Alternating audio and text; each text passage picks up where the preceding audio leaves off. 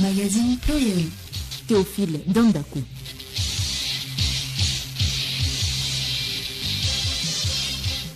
Mesdames, Messieurs, bonjour. Le chef de l'État, Faure Essozono Gnassingbé, est à Sokode. Il préside le forum des producteurs agricoles du Togo, FOPAT, qui a débuté jeudi dernier pour cette région centrale. Notre reporter, Odette Pira, sera en ligne.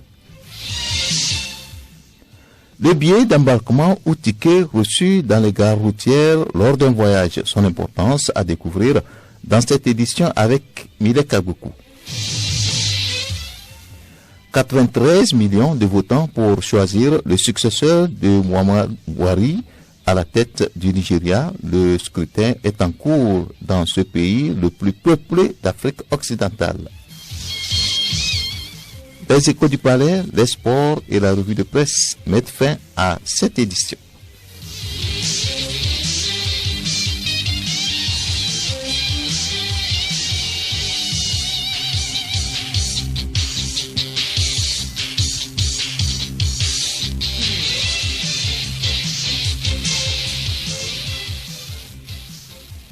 Le forum des producteurs agricoles du Togo, FOPAT, région centrale, prend fin aujourd'hui à Sokode. Le président de la République, Faure Essozono Gnassingbé, vient d'arriver sur les lieux. Avant de rejoindre notre reporter à Sokode, suivons d'abord l'ambiance à l'arrivée du chef de l'État.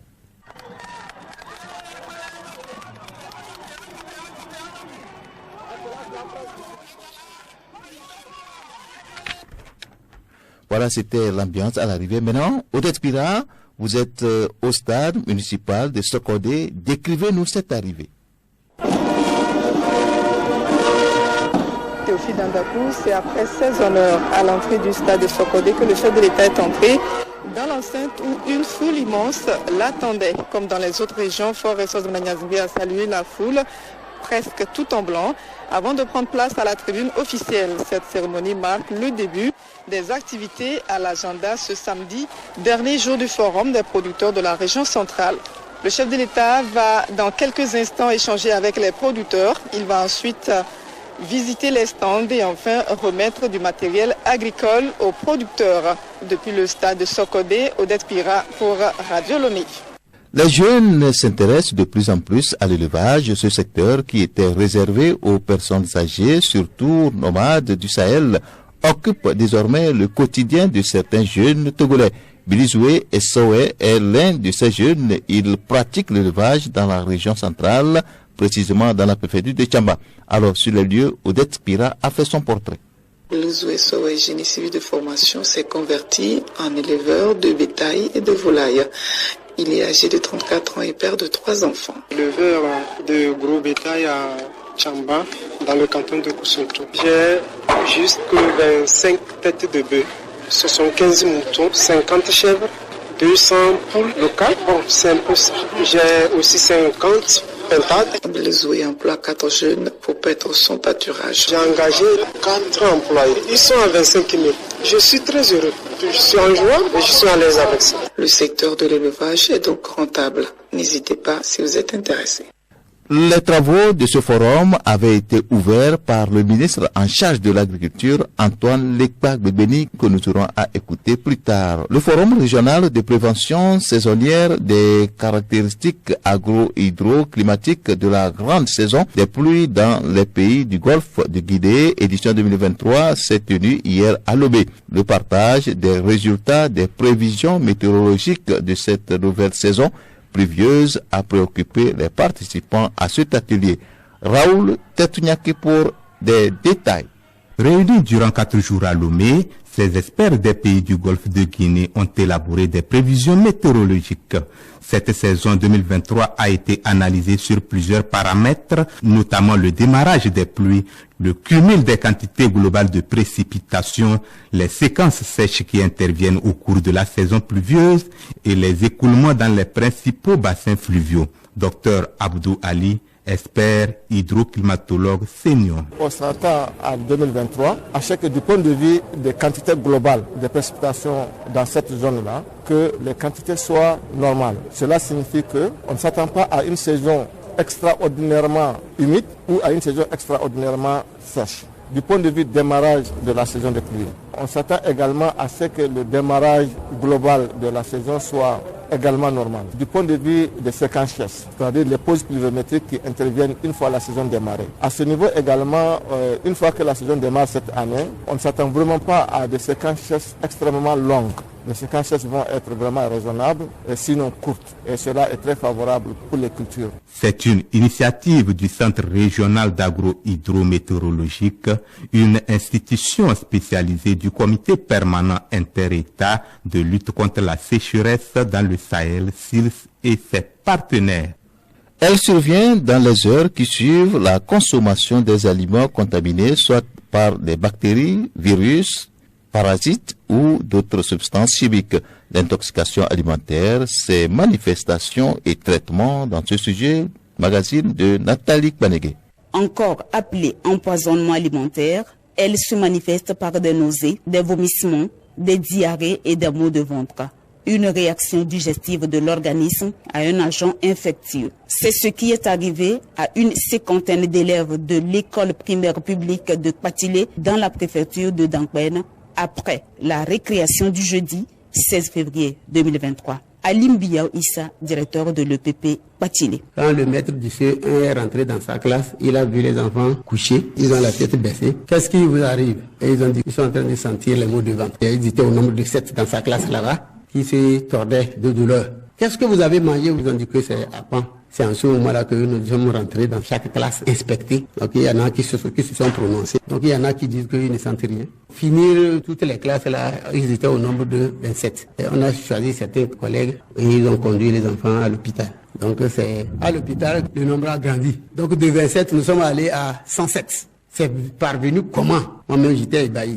On a dû informer nos chefs hiérarchiques. Rapidement, le préfet est arrivé. L'inspecteur est arrivé. Le préfet même, en quittant, il a pris un agent de santé pour venir aussi voir la situation. Le reste de Akpan et la sauce, on avait amené ça au niveau de la santé. Une fois au district sanitaire de Kpatilé, une prise en charge immédiate a suivi. Sœur Catherine attaque maman infirmière.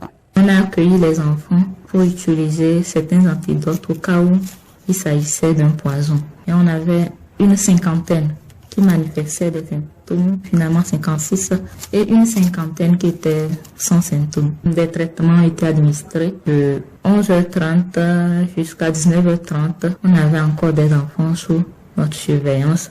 Nous avons aussi fait appel au chef de notre district sanitaire et une délégation est arrivée avec un médecin à la tête. Ils ont fait des prélèvements. Ils ont convoyé les prélèvements, mais jusqu'à ce jour, les résultats qui reviennent ne montrent rien de particulier. Bien que l'incident soit maîtrisé, les responsables de cette école publique plaident pour une cantine scolaire. Retrouvons le directeur Issa. Ce que nous avons décidé en même temps, à notre niveau, c'est qu'on n'a même plus la nourriture à manger. Chacun n'a qu'à se débrouiller, faire manger son enfant avant que l'enfant n'arrive. Donc depuis l'événement, nous avons vu d'aucuns qui sont venus avec leur manger. Mais moi, tout ça, je n'étais pas satisfait parce que ça m'a effrayé beaucoup. Pourquoi? Moi, je me dis que les enfants peuvent venir aussi avec leur manger. Est-ce que c'est sécurisé? Nous avons vu ailleurs, dans certaines écoles, les cantines scolaires. Si on pouvait, ça nous ferait plaisir aussi. L'hygiène alimentaire chez les revendeuses de nourriture dans les écoles, oui, mais aussi dans nos maisons. De Kara, Nathalie Kbanege pour Radio Lomé. L'hygiène alimentaire et tous ces aliments sont donc transportés par des véhicules et notre série de dossiers sur les gares routières se poursuit dans ce numéro. Milek Agbokou parle de l'importance du billet d'embarquement ou ticket.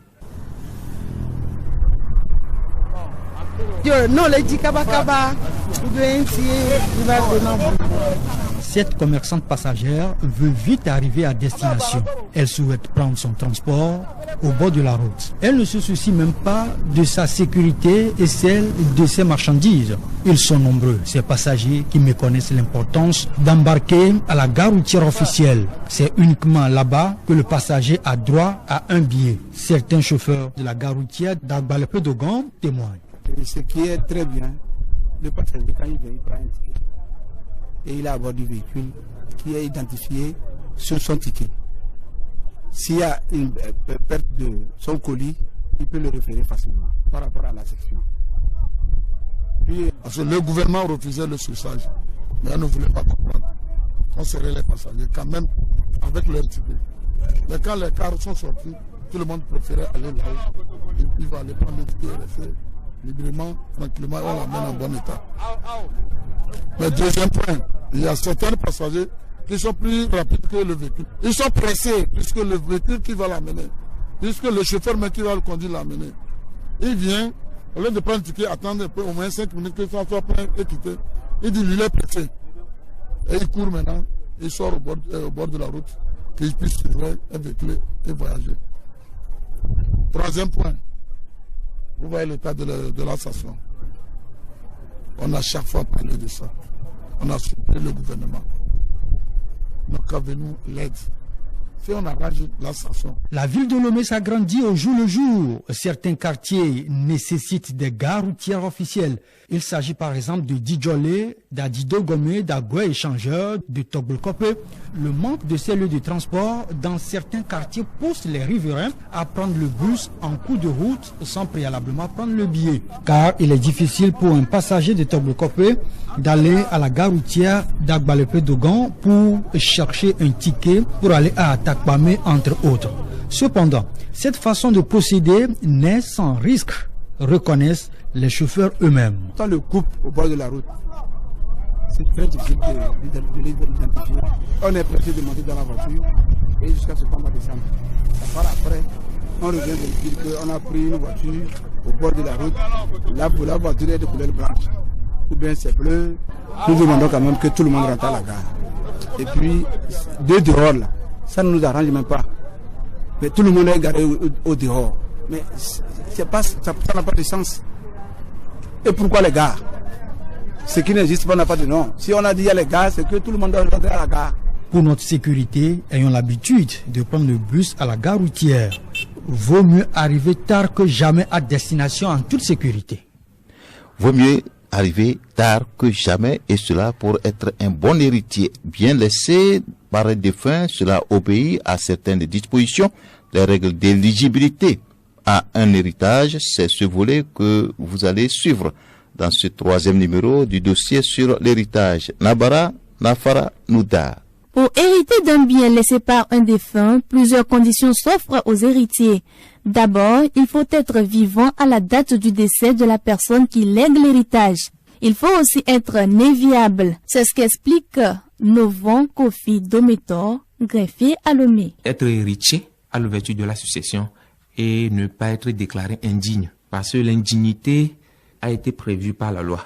Si nous voyons le Code des personnes et de la famille, notamment en ces articles 408 et 409, dit est indigne de succéder celui qui a été condamné en tant qu'auteur, co-auteur ou complice pour avoir volontairement donné ou tenté de donner la mort ou porter des coups mortels au défunt.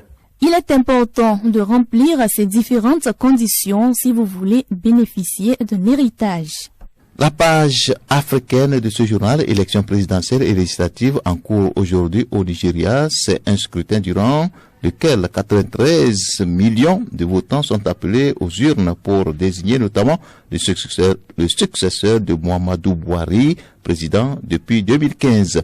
Le vote se passe dans un climat de tension entre une abstention toujours plus forte, une réforme monétaire ayant entraîné des pénuries de liquidités et des violences multiples à travers le pays le plus peuplé d'Afrique. Muhammadu Buhari, président du Nigeria depuis 2015, ne peut plus se représenter après 2 mandats. Le Nigeria est le pays le plus peuplé donc d'Afrique avec 216 millions d'habitants. Le scrutin mêle donc présidentielle, législative et sénatoriale. Quittons l'Afrique pour l'Europe. Le bilan du séisme survenu il y a 20 jours près de la frontière entre la Turquie et la Syrie dépasse désormais 50 000 morts. L'annonce a été faite hier par la Turquie. Le temps des invités, il y en a 2, mais d'abord, rendons-nous à l'hémicycle où la Cour des comptes a publié en début de ce mois un rapport d'audit sur la gestion 2020 du Fonds de riposte et de solidarité contre la COVID-19. Le contenu de ce rapport crée des incompréhensions au sein de l'opinion pour éclairer les zones d'ombre. Le gouvernement était donc devant les députés à l'hémicycle, suivant les réactions de quelques membres du gouvernement.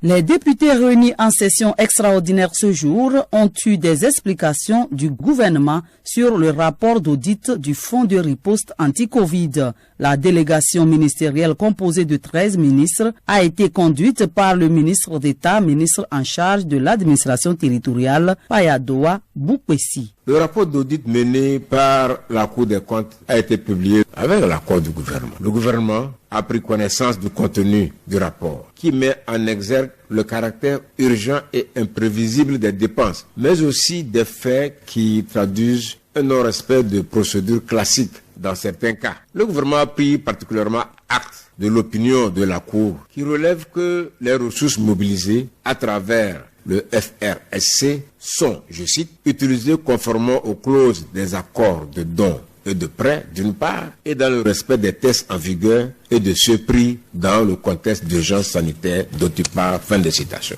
Nous pouvons retenir que les situations décrites comme des insuffisances par la Cour nous appellent à adapter notre législation aux situations de crise grave qui peuvent subvenir. Car, oui, nous devons accepter que face à un péril imminent, les procédures ne soient pas entièrement suivies. Ce qui doit être recherché en toute responsabilité dans ce cas, c'est l'efficacité des actions et leur impact sur nos populations. Après, le chef de la délégation ministérielle a donné la parole au ministre interpellé dans ce rapport. D'abord, le ministre de l'économie et des finances, Sani Yaya. Nous avons, dans le cadre de cette mission d'audit, exigé qu'il y ait quand même un contradictoire, ce qui n'était pas envisagé par la Cour, pour que nous puissions apporter les éléments justificatifs et les éléments complémentaires qui ont échappé à leur attention, pour dire que je ne remets pas en cause, mais dans la présentation, on peut sentir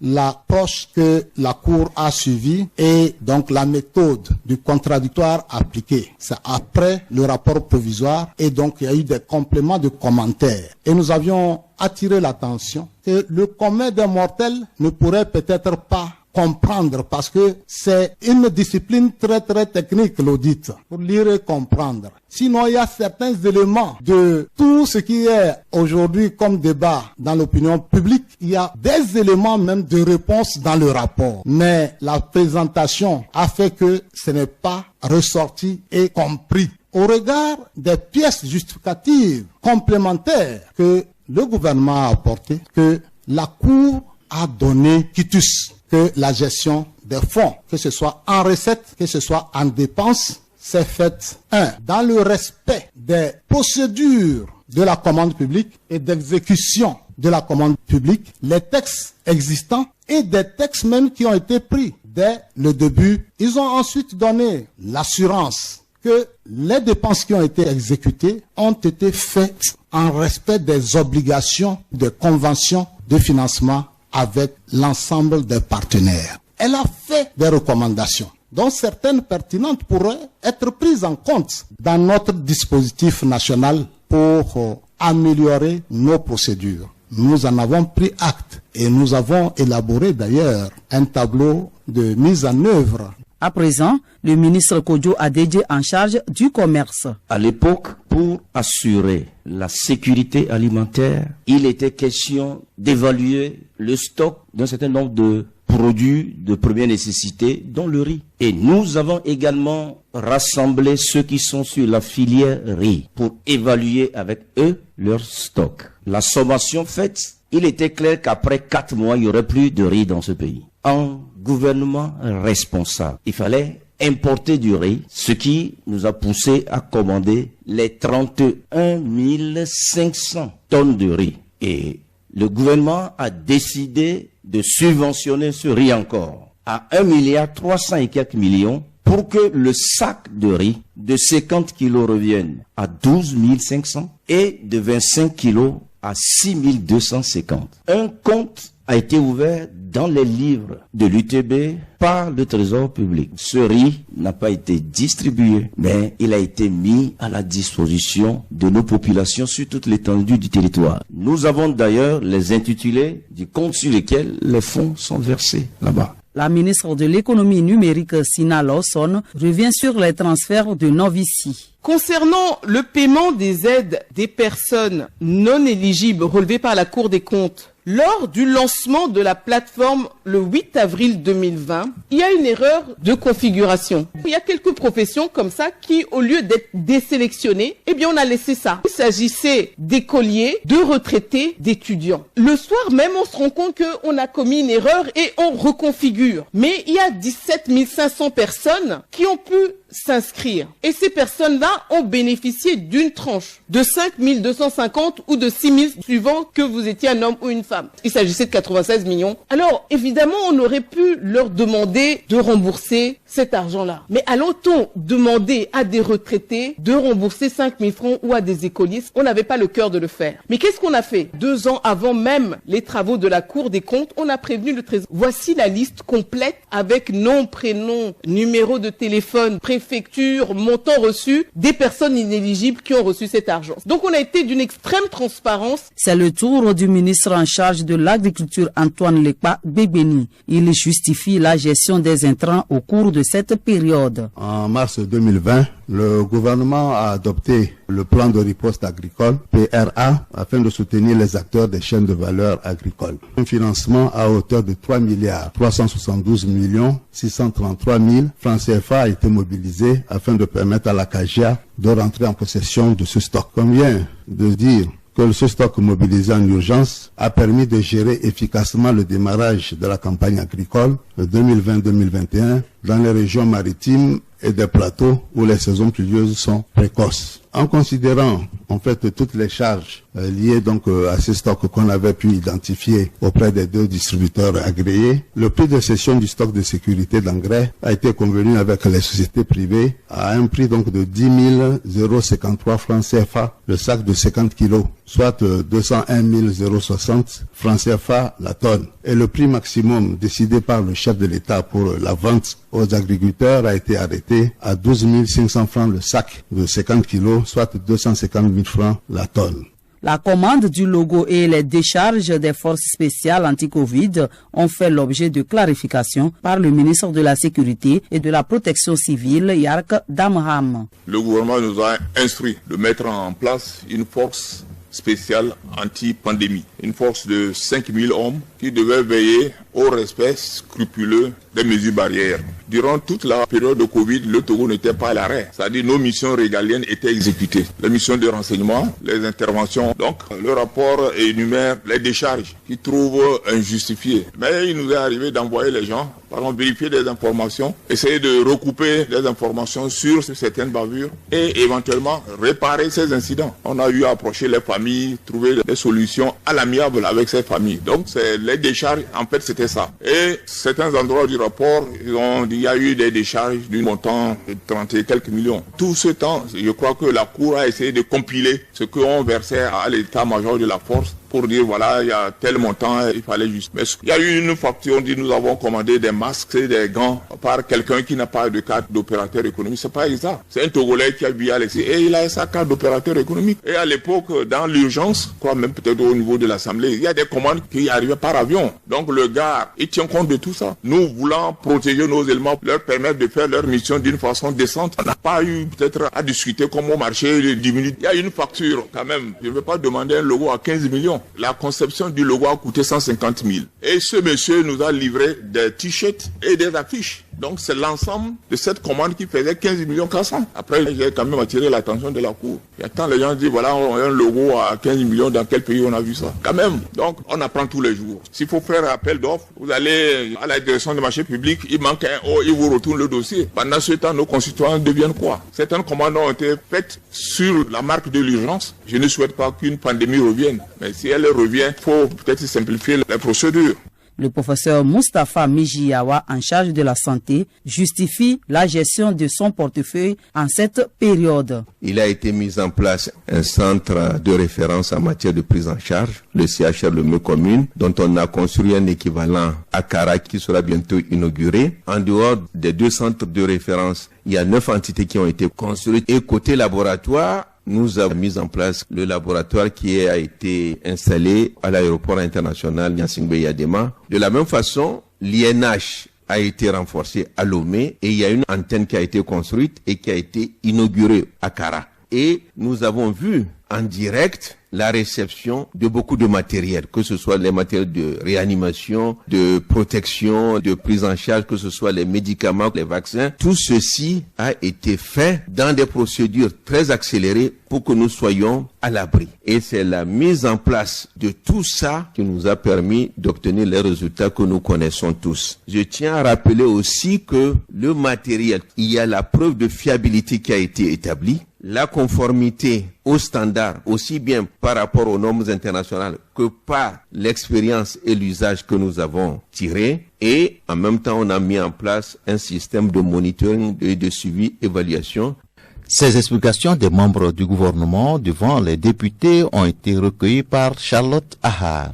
Les nouvelles dispositions de la loi du 7 janvier 2023 relatives au code de la presse et de la communication en République togolaise ont été au centre des échanges jeudi dernier entre les membres de la HAC et les directeurs des radios et télévisions publiques et privées. Le contenu de cette loi fait objet d'invités. Raoul Tetuniake reçoit à cet effet Badji Bassa Babaka. Il est rapporteur de la HAC.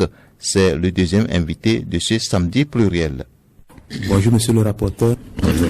Selon le nouveau code de la presse et de la communication, qui peut être qualifié de journaliste? Désormais, pour être journaliste, il faut avoir été formé dans une école de formation de journalistes. Une école, un institut reconnu par l'État. Il faut, dans ce sens, que toute structure chargée de la formation de journalistes soit des structures agréées par l'État. C'est-à-dire que même les institutions privées, pour le faire, il faut avoir un agrément pour la formation de journalistes. Nous avons constaté que certaines institutions privées délivrent des diplômes de journalistes, alors que, en réalité, dans l'agrément que ces institutions ont, elles n'ont pas à former des journalistes. Il y a une telle amalgame qu'il y a lieu de mettre un peu d'ordre. Donc c'est pour cela qu'il faut revenir au texte qui dit qu'il doit être agréé par l'État.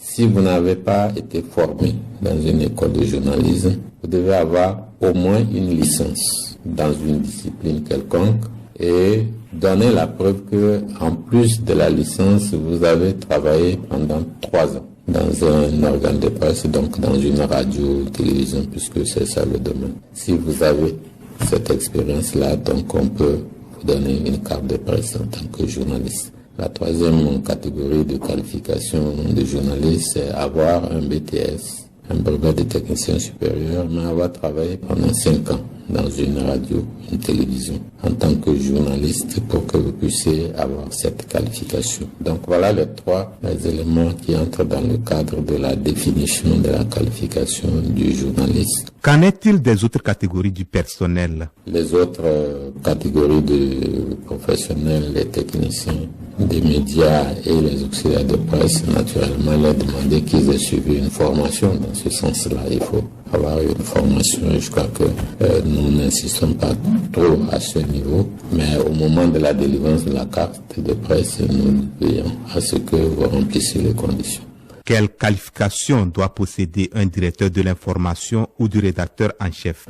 La troisième innovation qui est importante, c'est la qualification du responsable de la rédaction dans une radio ou une télévision. Il y a plusieurs façons de désigner le responsable. C'est peut-être le chef de la division des informations, c'est le rédacteur en chef, c'est le directeur de l'information, le directeur de la rédaction. Ça dépend de l'organigramme de la structure.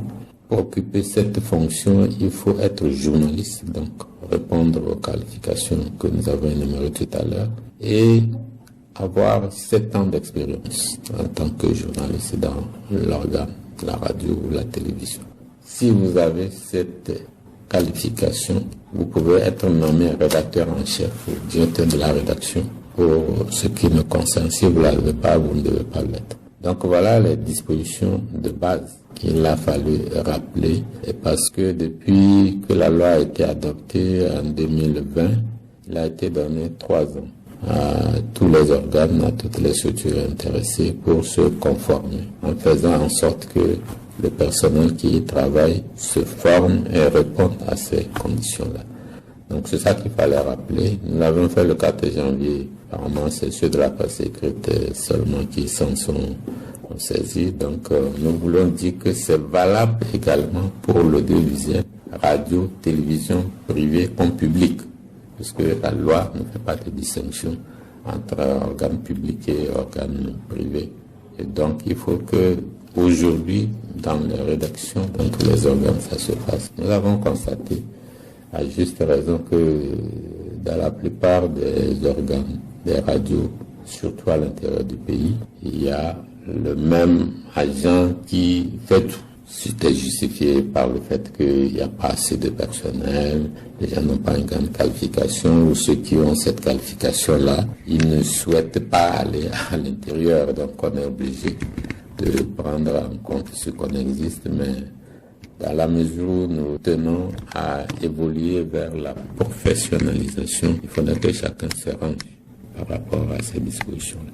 Donc voilà pour ce qui concerne ce que vous avez appelé les innovations du code de la presse. Il est indiqué l'article 179 du code que à l'issue de la période moratoire qui s'est achevée le 6 janvier dernier, tous les organes de presse qui ne se sont pas conformés, soit ils se retrouvent sans récépissé pour ce qui est de la presse écrite, ou alors les autorisations deviennent caduques pour ce qui est de l'audiovisuel, radio ou télévision, qu'on soit classique ou bien qu'on soit... Donc voilà pour ces principales dispositions. À partir du moment où votre autorisation est caduque, en tant que radio ou télévision, ça veut dire que vous ne devez pas émettre. Si vous émettez, dans ces circonstances-là, la HAC a le droit de demander le retrait de la fréquence, puisque vous n'êtes pas conforme au texte. Donc, il vaut mieux régulariser la situation. Nous ne donnons pas de délai parce que nous considérons que depuis le 7 janvier 2023, les délais expirés, mais à l'heure actuelle, nous attendons à ce que les organes audiovisuels que nous avons dans le pays nous saisissent pour nous donner la preuve qu'ils ont mis à jour leur personnel en ce qui concerne ces nouvelles dispositions-là. Nous avons près d'une centaine de radios et une dizaine de télévisions, donc nous espérons que très rapidement ils se conformeront et nous saisiront avec les éléments de preuve. Dans la mesure où d'ici peu, nous allons publier la liste des organes qui sont à jour, qui sont réguliers. Et donc ceux qui ne le sont pas se considèrent comme illégaux et répondront juste de cet acte-là où on fait suspendre les autorisations qui sont d'ailleurs suspendues automatiquement. Si ça continue, on demande le retrait de la fréquence. Et puis, vous savez aussi que dans les mesures de soutien de l'État à la presse, il y a l'aide de l'État à la presse. Donc, tous ceux qui ne sont pas conformes ne pourront pas bénéficier de l'aide de l'État à la presse au cas où d'ici là, ils ne sont pas mis à jour. Donc voilà globalement les dispositions qui vont être prises et surtout les textes, la réglementation qui a été créée par la nouvelle loi portant code de la presse. J'ai noté à l'issue de la séance que nous avons organisée que les gens reconnaissent que c'est normal. Mais les gens sont toujours dans la perspective de se dire, est-ce qu'on ne va pas encore donner un peu de temps? Non, je crois que un peu de temps là est déjà donné. Il a expiré en janvier, et donc il faut qu'on puisse se mettre à jour. Nous sommes la presse, nous nous considérons comme les donneurs de leçons. Et c'est nous qui identifions les travers de la société et nous avons pour mission de les corriger à travers un travail professionnel que nous faisons. Il ne faudrait pas qu'on trouve que nous le faisons, mais que notre derrière est plus sale que ce que nous dénonçons. Donc faisons en sorte qu'il n'y ait pas à se poser des questions. C'est vrai que à l'intérieur du pays, les gens estiment que les conditions ne sont pas réunies. Écoutez, pour créer une radio, une télévision, c'est pas une obligation, vous savez. Vous créez parce que vous pensez que vous avez la capacité de créer. Disons-nous aussi que avoir une radio, c'est une entreprise et elle doit fonctionner comme une entreprise. Si vous constatez que cette entreprise-là, en réalité, n'est pas rentable, c'est pas la peine de persister. Nous sommes peut-être aujourd'hui 8 millions. Nous avons près de 100 radios sur l'ensemble du territoire. Est-ce que véritablement ces radios-là, c'est des radios peut-être qui couvrent 10-15 km à la ronde, pourquoi ne pas avoir de véritables stations de radio solides qui regroupent des équipes qui le font et qui travaillent professionnellement à couvrir véritablement une bonne partie du territoire. Donc voilà peut-être l'exhortation que nous pouvons faire à l'endroit de nos confrères de la presse audiovisuelle. Merci Badji Bassa Babaka, rapporteur de la HAC. Allez, merci à vous et je vous souhaite une très bonne émission et du courage surtout. Merci à Raoul Tetuniak et son invité. La page des sports. Les éperviers dames étaient en match international amical au Bénin. À Cotonou, ces éperviers ont battu les Amazones du Bénin par 3-1. Le sélectionneur national des éperviers dames, Madame Tometi Kai, s'est exprimé au sujet de ce stage des éperviers. Elle en a fait un bilan. Madame Tometi Kai, écho du palais, la première session des assises de Lomé 2023 de la cour d'appel de Kara s'est achevée lundi dernier. Au total, 23 arrêts de condamnation ont été prononcés à l'encontre de 43 accusés. La cour a par contre enregistré un acquittement et constaté une action publique éteinte par la prescription au bénéfice de 2 accusés. L'un d'eux est le sieur Komlan, accusé de détournement de deniers publics. Hélène Assabi revient sur les faits. Effectivement, l'affaire de détournement des deniers publics a opposé le ministère public au sieur Komlan. En effet, il ressort des faits que ce dernier, receveur au bureau de la Société des Postes du Togo de Vaughan, avait au cours de l'année 2009 détourné un montant total de 14 357 967 francs CFA appartenant à la société. Après avoir dépensé cet argent au Bénin, l'accusé est revenu au Togo pour s'installer à Sokodé en décembre 2011 jusqu'à son interpellation en 2014.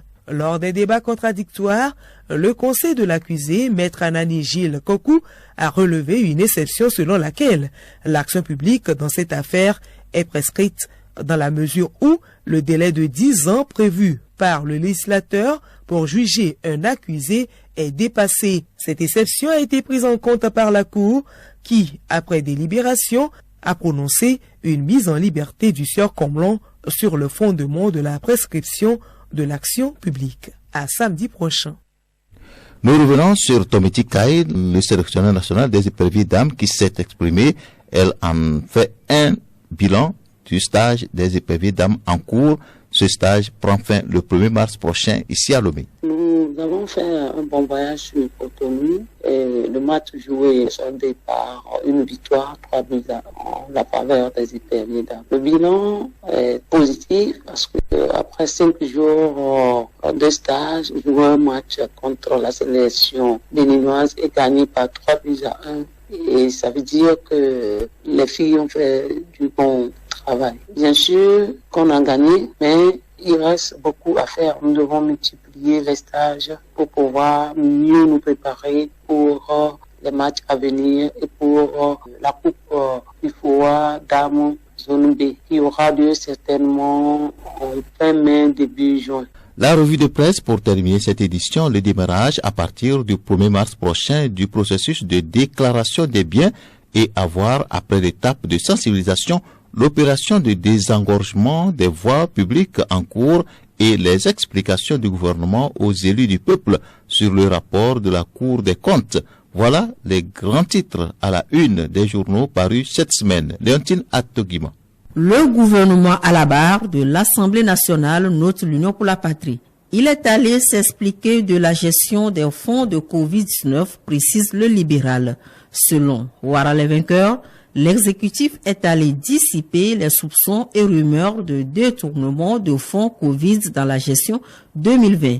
L'Union pour la patrie, tout comme le libéral, ont relevé le caractère pédagogique de cet exercice qui a consisté pour les ministres d'expliquer au Parlement la situation d'urgence qui prévalait et les mesures immédiates qui devraient être prises pour faire face à la crise et qui ne respectaient pas les procédures habituelles.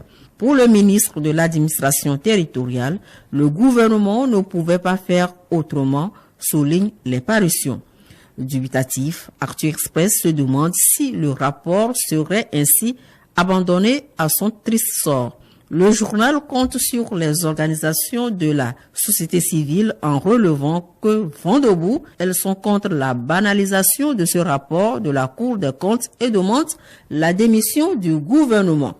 Actu Express va plus loin et annonce qu'une plainte contre X sera bientôt déposée.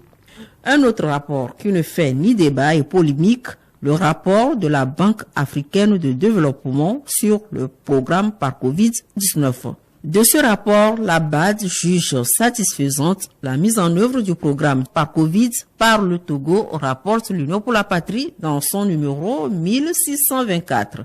Le bi-hebdomadaire poursuit les progrès réalisés pour l'atteinte de l'objectif de développement du programme sont très significatifs compte tenu du contexte de la pandémie et en dépit des retards enregistrés dans la réalisation de certains indicateurs. C'est fini pour l'étape de sensibilisation. Le processus de déclaration des biens à avoir démarre le 1er mars, titre la même parution. Togo Réveil abonde dans le même sens et ajoute que le médiateur de la République s'est entretenu avec le gouvernement à ce sujet. C'était un exercice de mobilisation des membres du gouvernement autour de la procédure de déclaration de la nature des biens à déclarer, du formulaire de déclaration et des sanctions encourues, précise l'Union pour la Patrie. Le processus débutera donc le 1er mars et évoluera au rythme d'un calendrier bien établi, rajoute Togo Presse. Le processus de désengorgement des voies publiques a par contre démarré bien avant le 15 février, la date butoir. Les opérations se déroulent dans le respect de la cohésion sociale, c'est l'appréciation de Ouattara les vainqueurs. Flambeau des démocrates juge autrement ces opérations de désengorgement dans son éditorial intitulé « Le choc dans la ville ». Le journal estime que le secteur informel qui participe à une échelle considérable à l'économie nationale se trouve touché en plein cœur et ce sont les populations déjà abattues par la vie chère qui payent le lourd tribut. Ceci est le prix à payer pour avoir de belles villes et de paysages attrayants, conclut-il.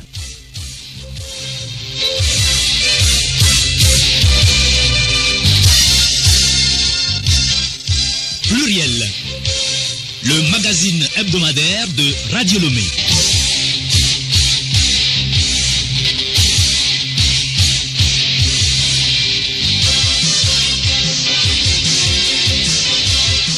C'est la fin de ce pluriel, le rappel du principal titre de cette édition. Le président de la République, Faure Estozema Gnassingbé, est arrivé au stade municipal de Sokodé pour la clôture du forum FOPAT.